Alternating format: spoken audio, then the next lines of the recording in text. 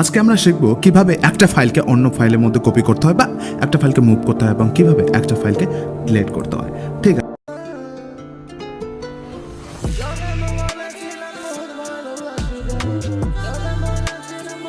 তার জন্য প্রথমেই আমরা টার্মিনাল খুলব এবং টার্মিনাল খোলার পর যেটা করব সেটা হলো আমরা কি করতে পারি, সেটা কোন পিডব্লিউ বা ডাইরেক্টরিতে আছে তার জন্য আমরা পিডব্লিউ দেখতে পারি। আমরা এখনও হোম ইউজার ডাইরেক্টরির মধ্যে আছি। এবার কথা হচ্ছে কোনো ফাইল, যেগুলো ফাইল আমরা ক্রিয়েট করেছি, ধরুন আমাদের কাছে এখানে কী কী ফাইল আছে এবং এলএস দিতেই আমরা পেয়ে যাবো এখানে বাব টেক্সটে আছে। এটি আমি ডেস্কটপ ফাইলের মধ্যে কপি করতে চাই। তার জন্য আমরা কি করতে পারি, তার জন্য আমরা কমান্ড ইউজ করব সিপি bab.txt। এবার এটি কোন ফাইলের মধ্যে আছে, ডেস্কটপের মধ্যে।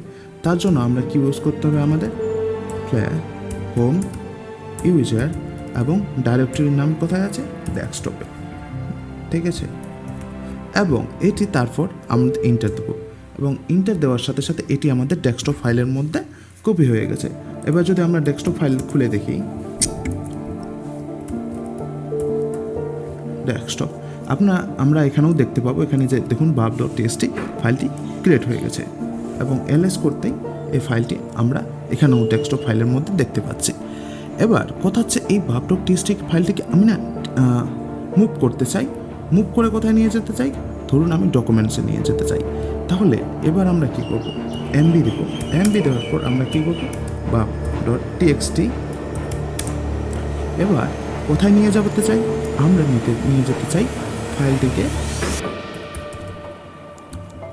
Home user ডকুমেন্টসে। ওখানে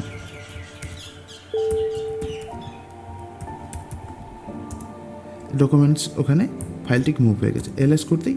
এবার আমরা দেখতে পাচ্ছি ফাইলটি আমরা ডেস্কটপের মধ্যেই আছি। সিডি এ প্লাস, এটাকে বাইরে নিয়ে আসতে হবে। তো এবার আমরা ডকুমেন্টসে যাবো।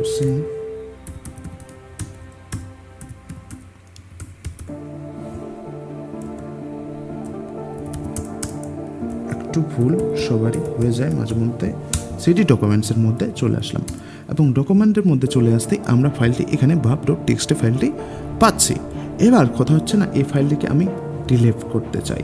তার জন্য আমরা কি প্রেস করতে পারি, rf বা রিমুভ হয়ে যাবে। তার জন্য আমরা লিখতে পারি bab.txt এবং এবার দেখলে পাবো যে ফাইলটি ডিলিট হয়ে গেছে। ঠিক আছে, এখানে আমরা শিখলাম কিভাবে ফাইলটিকে কপি করব, মুভ করব এবং ডিলিট করব। এখন এইসব এত কিছু তখন থেকে যে করছি, এগুলো যদি দেখতে চাই বা এটা কি কি করলাম সেটা যদি জানতে চাই, তার জন্য আমরা কি করতে পারি, এখানে যেটা প্রেস করতে পারি বা দেখতে চাই বা আমরা এতক্ষণ যেসব কাণ্ডগুলি, তার জন্য আমরা লিখতে পারি হিস্টোরি এবং হিস্টোরি লিখতেই এতক্ষণের সমস্ত আমাদের কর্মকাণ্ডগুলো দেখাই দেবে এবং আমরা হিস্টোরি লিখতেই এখানে দেখতে পাচ্ছেন আমরা কি কি করেছিলাম তা সব কিছু দেখিয়ে দিল। এবার কথা হচ্ছে এই টার্মিনালটাকে আমি কাটতে চাই বা বন্ধ করতে চাই। এক কথায় বলতে গেলে আমরা এখানে লালটা টিপে বন্ধ করতে পারি, কিন্তু অতটা ঝামেলা কেন করতে যাবো, আমরা এখানে এক্সিট লিখলেও এটি বন্ধ হয়ে যাবে। ঠিক আছে,